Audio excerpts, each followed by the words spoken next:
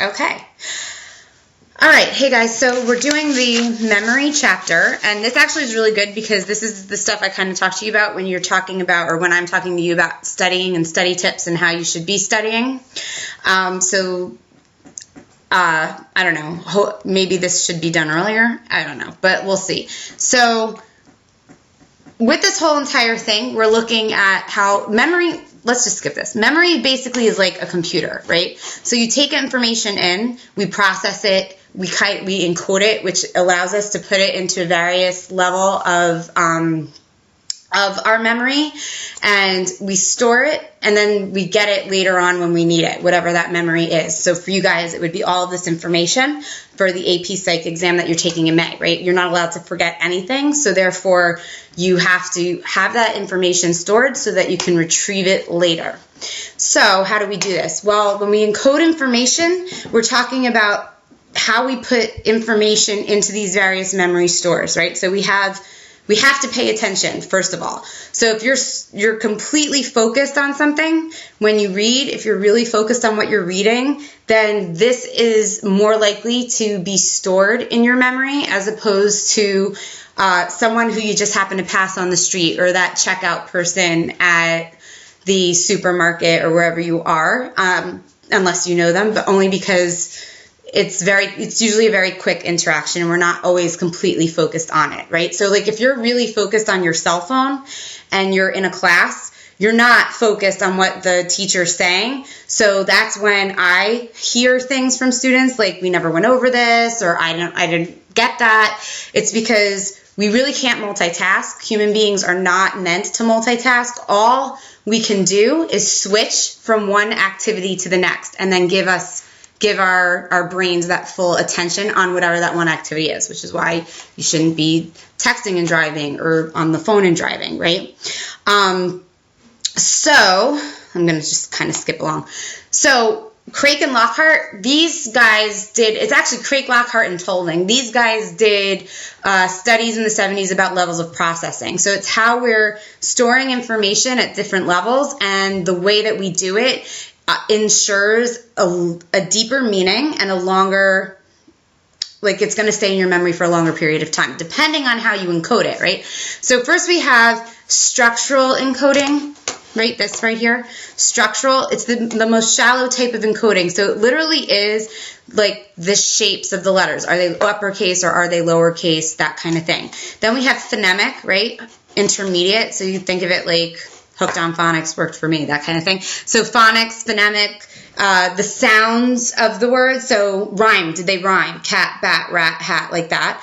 Or then we have semantic. This is the deepest level of encoding that you can have. So you're giving it some kind of a definition, you're making it meaningful. So when I tell you to do your note cards, that's why on the back I always tell you to have a definition in your own words, because that's semantic encoding, and it's the deepest level and it's the most meaningful to you. Right? So here again, you have this chart that shows you exactly what I was talking about. The shallow processing, which is structural, right? Capital or lowercase, intermediate, does it rhyme? And then the deepest processing, right? How does the word fit into a sentence? What's its definition?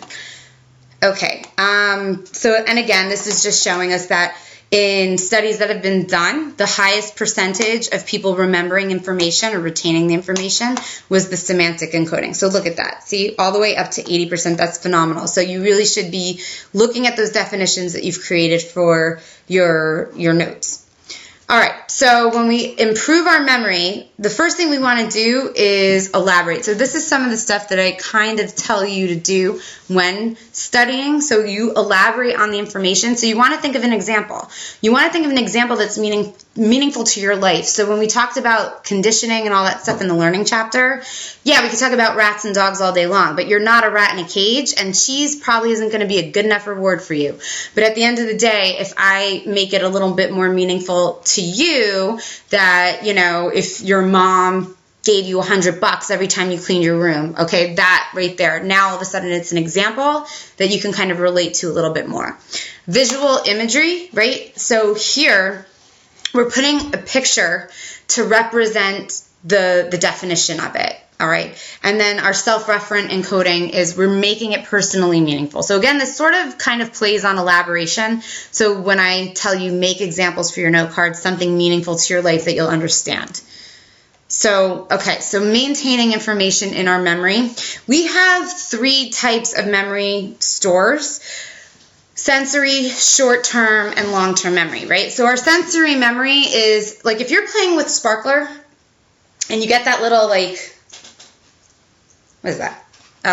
Like the trail, like that kind of little traily, snaky, whatever image that, or whatever little picture you're drawing, like if you're making your name, right? So you get that little trail afterwards, which, if you remember back to chapter 4, that's an after image. So for us being able to see that after image, that's our sensory memory, right? So our sensory memory, in essence, it's preserving the sensory image long enough for you to perceive, for you to pick up on or perceive a continuous circle, if that's what you're making with the sparklers, right? Rather than like separate points of light, okay? So that's what our sensory memory is doing for us. But it's very, very quick. It doesn't stay in our memory for a long time. It only stays in for about a quarter of a second.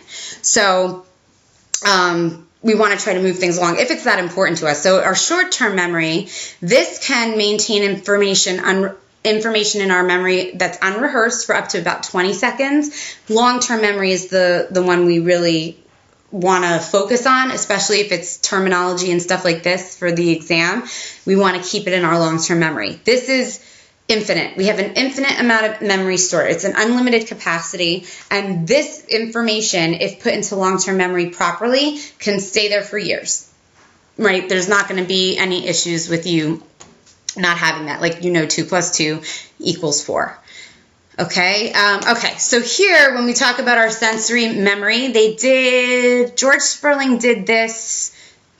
He did this study on sensory memory. So he flashed this cross that you see here. He flashed that cross up on a screen, and he told people to focus on it. So once they were focused on it, right, he eventually flashed all these random letters, and he only did it for 1/20th of a second. Then after that, he would play a tone, and he would delay this. The first time he did it, he delayed it for about 15 seconds, then 30 seconds, for a quarter of a second, half a second, and on, until he hit a second. And he wanted to find out how much people were able to remember. So after he was done with the delay, he would say, tell me, what letters you were able to remember. And the shorter amount of time in between flashing the image and asking people to tell him what they remembered, they were more likely to remember it. But if there was a longer delay in between, you were more likely to forget it. All right. So our short-term memory, like we already said, is,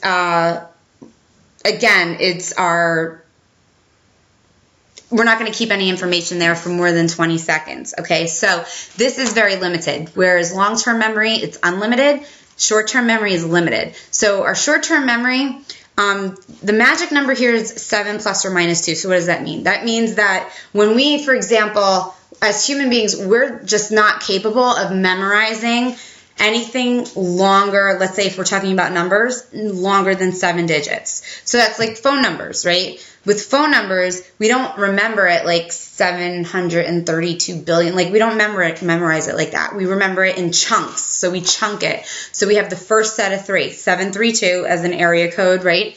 And then the next set of 3. So if we're talking about like the school's phone number, 732, 981, and then 0700. So it's in chunks, and it's no more than 7, right?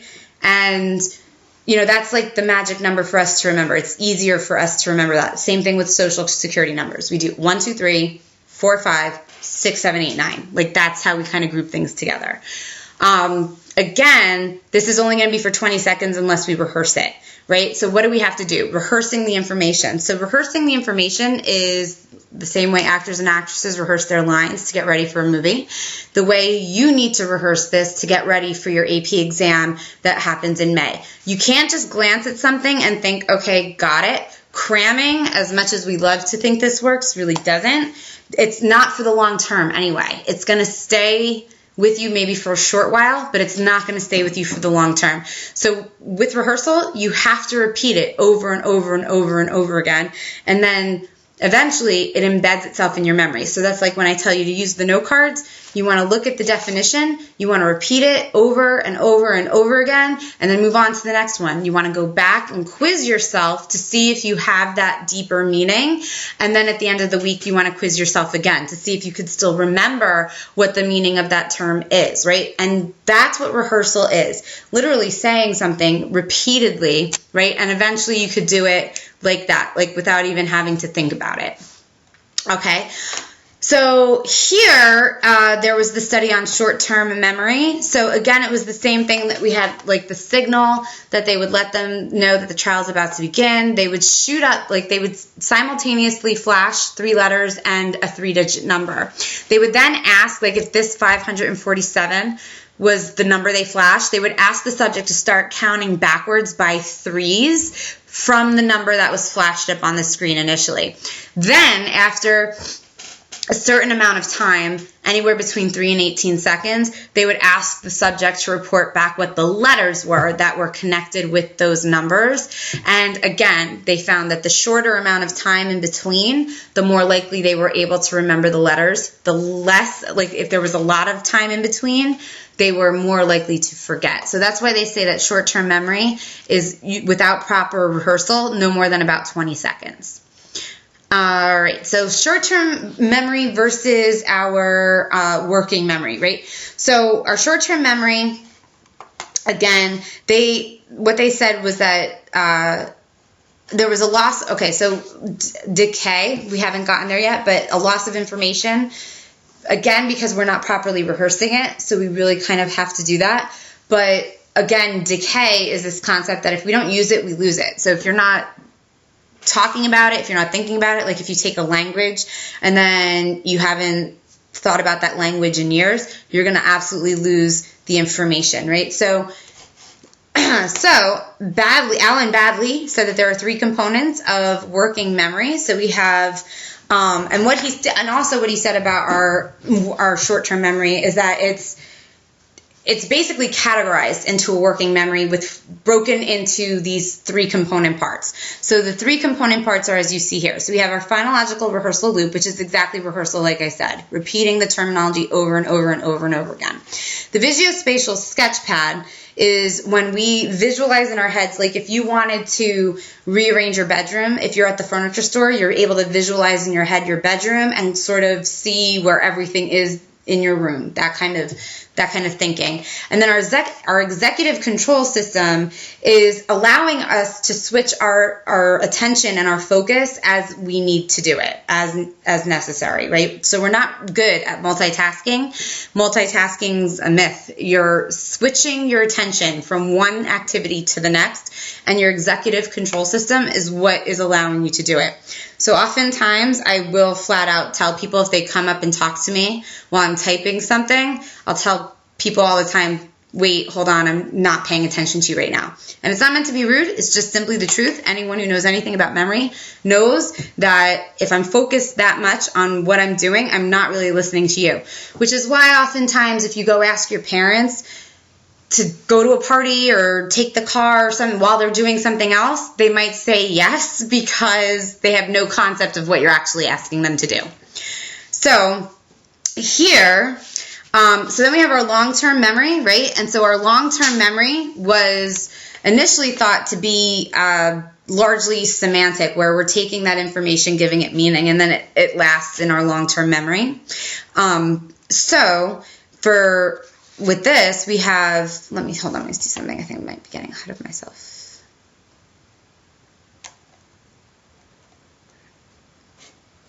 All right. Well, anyway, so with this, we have like our flashbulb memories, which are memories that are extremely vivid. So people who are able to turn around and say that, you know, this is like they know exactly where they were when 9/11 happened. They can go back and explain every little vivid detail of the day. That's a flashbulb memory, right? And then there's the whole argument of people with false memories. Like I made you watch the Elizabeth Loftus TED Talk about false memories. This is kind of her area here. So the whole recall through hypnosis, there's a lot of people who can take whatever memories that have kind of been suppressed, and now all of a sudden they're able to recall it through being hypnotized. But you have to be susceptible to the hypnosis, right? So if our short-term memory and our long-term memory really that different, right? At first, the short-term memory was supposed to be more like more largely thought to be more largely of the phonemic type of encoding, right? Where it's kind of like how we sound. And then the long-term memory was thought to be more of the semantic encoding. But now it's, they're saying that they might not be as different as we thought, but there really isn't too many studies to kind of back that up or really prove it. It's still a debate that's going on. And our decay, like I said before, is if you're not using the information, you lose it. So everything we talked about in the beginning of the year, if you haven't been rehearsing it, studying it, then there's no way. If I were to come in tomorrow and give you a test on, chapter 2 statistics, and you haven't looked at any of that information since we did that chapter, odds are you're not going to do too great on those particular questions. So you have to rehearse over and over. And then we have this idea of this interference-based forgetting, right? So we're taking information like previously thought, and it's like old stuff mixes with new stuff and that kind of thing. All right, let's see. Okay, so here, how is our memory organized, right? So we do a few things as people. We cluster, we have schemas, semantic networks, and then this is more of like the actual physiological components of it. So when we cluster things, we're remembering items we're like anything that's similar, we're grouping it together, right? So we're grouping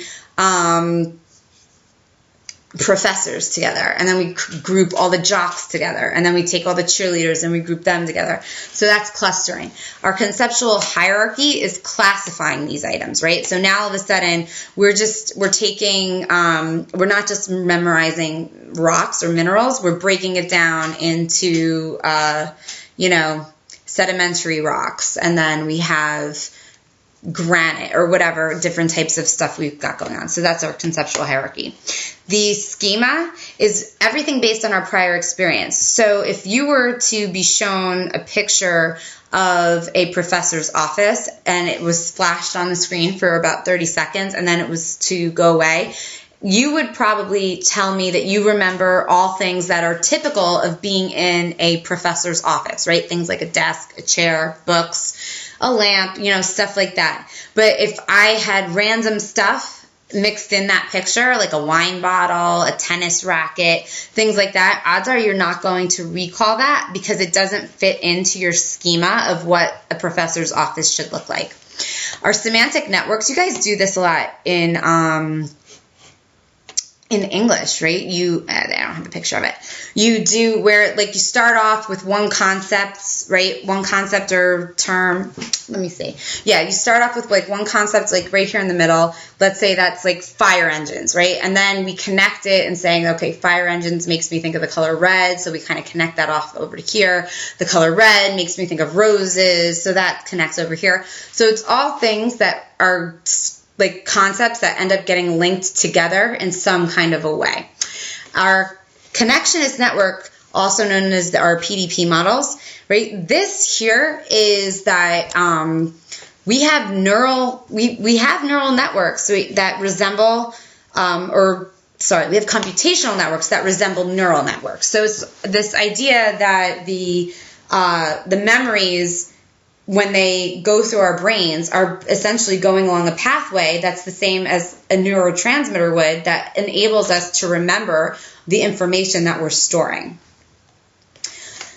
So how do we get our information out of our memory? So we talked about how we got it into memory, so now we have to pull it out, right? So we tend to have this idea of tip of the tongue phenomenon, which is a failure in retrieval, that you really know what you want to say, you just can't get it out. And again, it's just a failure in retrieval. And this tends to happen to people a couple of times a week, okay? But we'll use a few things to kind of help ourselves work through it. So we'll have retrieval cues. So we're kind of, like when you go back and say, like, this was the last thing I was talking about, and it was connected to this, and then eventually you kind of get it. Or what will you use is context clues, right? So the context of the scenario might help you remember, like, why did I just walk into this room? Okay, so what was it that I was looking for? Okay, I'm in the living room, so what's in the living room that I would be looking for? Like that kind of thing. We put things into context. Then we get into this idea of reconstructing our memories, right? So with reconstructing our memories, again, you go back to Elizabeth Loftus and the TED Talk that you watched on false memories, and it's absolutely mind-blowing. Because with this, right, our misinformation effects, our memories, yes, they are altered, right? Because we introduce misleading post-event info. So whenever, with Elizabeth Loftus, a lot of the work she did had to do with people who were falsely accused of something, and then they ended up going to jail and doing time for it. And a lot of times it's because lawyers will introduce misleading information after the fact, right? This is in the legal world, this is what we call, like an open-ended or a leading question. So here you have to break it down into the source or reality, right? So with our source monitoring, this is when people will claim, like, this is where the information came from. You're going to turn around and tell me that it came from the research or the book you just read written by Ivan Pavlov. So this is where it came from, right? This is the source. Then there's the reality monitoring, right? And this is whether or not our memories are based on external sources, which is your perception of the events, or internal sources, which are your thoughts and imagination, right? So it's that idea of, did that really happen, or did I just think it happened, right? It's, did I really send the email, or do I just think I sent that email, right? Because I was thinking about it before, so I thought that I really did it, that kind of thing. So that's the difference between the two. So it can be very deceiving. When you have conversations with people, you want to make sure that there's no misinformation being given. So when our memory lapses, right, we have, again, we have to, see, now I'm having a tip of the tongue phenomenon. Okay, so when our memory lapses, we're looking at our retention. So how much of the material that we covered was actually retained? And this is where we get into Ebbinghaus and his forgetting curve, which, incidentally, I have mentioned to you guys in the past. So with Ebbinghaus's forgetting curve, look, here, 20 minutes, if you look at his chart, 20 minutes after you walk out of a class, there's all that information you learn. So when you're in the class, you're at 100% retention. But as soon as you leave, 20 minutes later, you're down to less than 60% retention. That's a lot. That's over 40% of the information that you now can no longer recall, right? And then an hour later, you're at 45% retention. 9 hours later, so you have that class in the morning, now you're home that evening, look at this, you're at 35% retention. And a day later, you're just about the same. 2 days later, it just keeps going down. So 31 days later, a month later, you haven't looked at any of the information. You're at 25% retention. So think about that. If at a month later, you're at 25% retention without adequate rehearsal, you are taking the AP exam in May. So that's September, October, November, December, January, February, March, April. That's 8 months.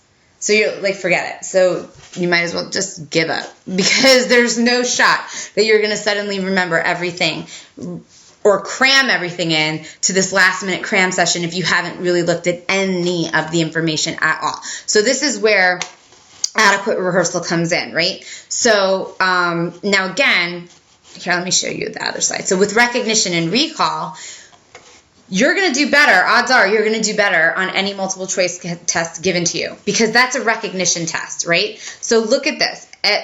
20 minutes later, if I were to give you a multiple choice test 20 minutes after watching this, you'd still do really, really well. And it just continues to go down from there. But even at 2 days later, with a multiple choice test, you're still at 75% retention, which is pretty good, right? And the whole reason for that is with recognition, it's multiple choice. The answer's staring you in the face. You just have to be able to eliminate and know which is the right one. But with recall, this is the equivalent to the free response question. Look at this. 2 days later, if I give you an essay and you have to pull all of that information from your memory, there's no prompts there to kind of, or context clues to kind of help guide you. You either know it or you don't. You're at a little less than 10%. And that's only 2 days later. So if we're talking about you doing a free response question May 2nd for absolutely all the information you learned within these last 8 months and you have not looked at any of it, your odds are totally against you. So you really want to make sure that you're rehearsing this information and committing it to your memory and studying. So why do we forget? We forget, again, because we didn't encode it properly, right? You didn't make it meaningful. You didn't give examples, that kind of thing, which is why on the note cards I tell you, make sure that you don't just write the definition in your words, and then give an example that's meaningful to you, right? But this, this isn't the only part. Then we have decay. So if you're not using it, you're going to eventually lose it. So you have to rehearse over and over again. Interference theory. Hold on. Here. This is how you're going to remember interference theory. I have a little acronym for you.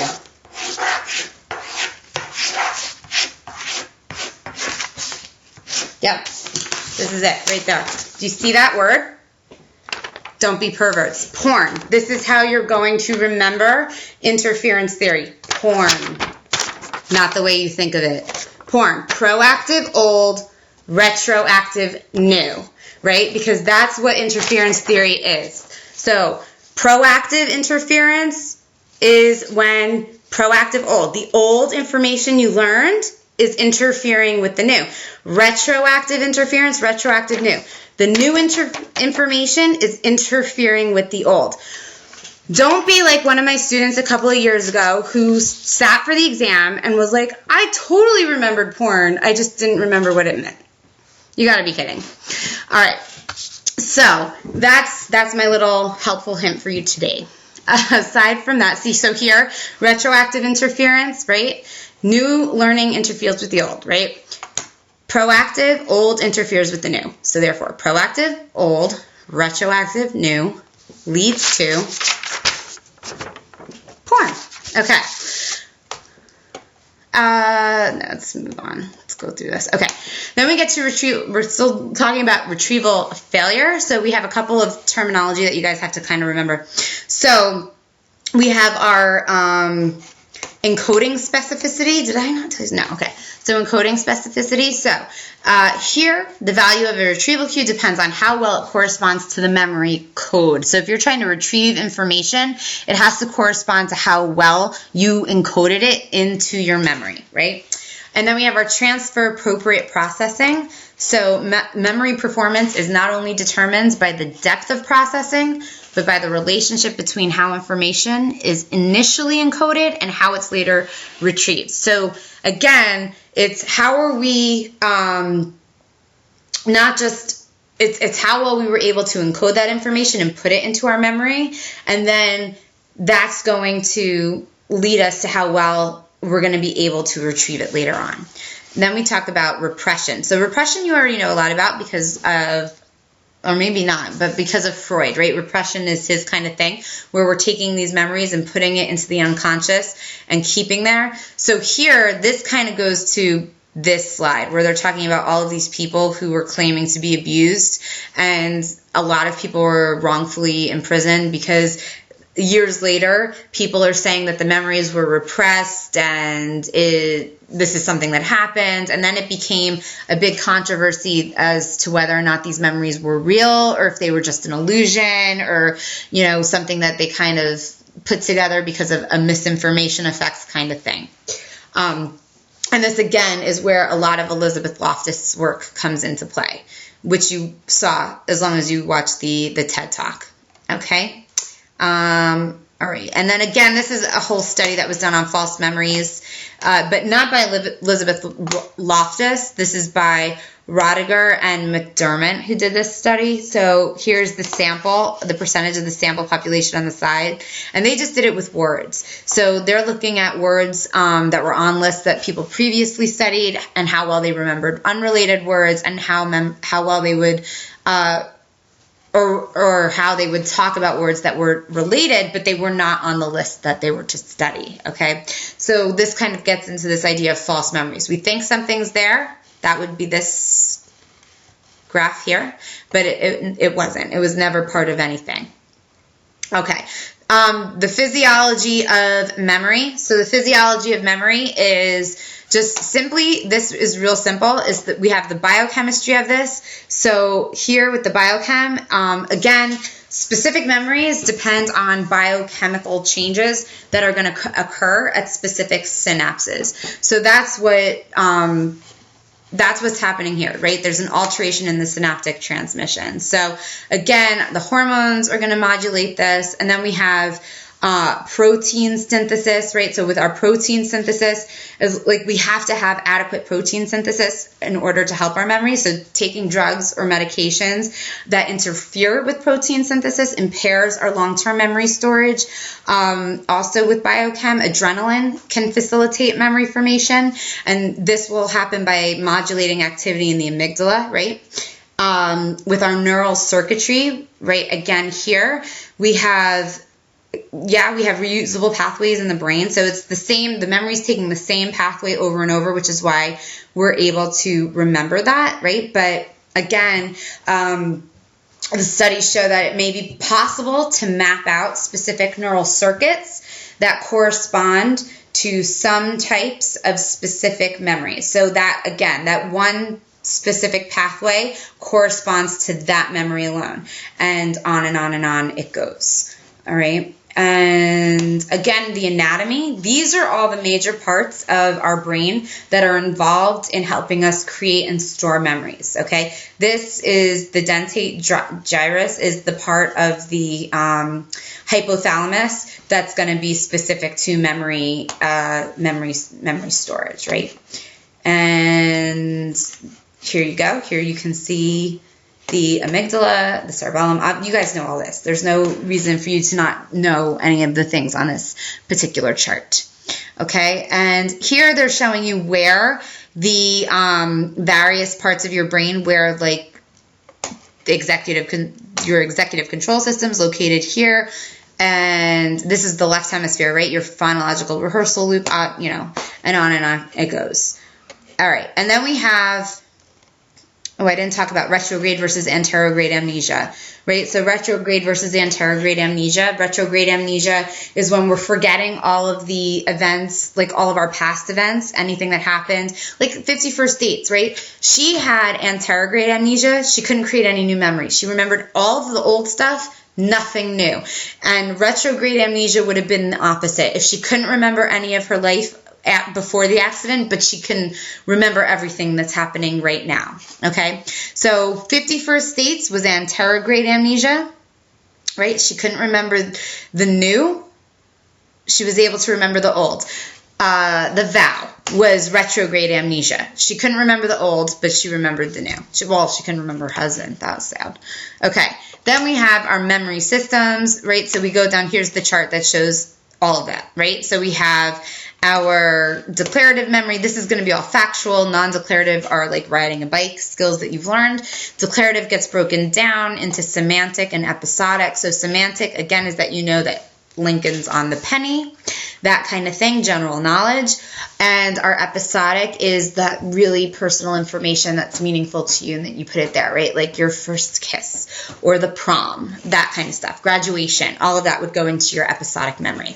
Okay? And improving memory. Again, you want to adequately rehearse. You should do puzzles. You should definitely make sure that you're eating healthy. Use mnemonic devices to help you, like porn. Don't forget it. Make sure you know it. Never mind. And And that's it. You want to have that deeper level of processing so that we can encode the information properly and make sure it stays in our long-term memory, especially all the stuff if you're taking exams, because you're not allowed to forget. And other than that, that's it.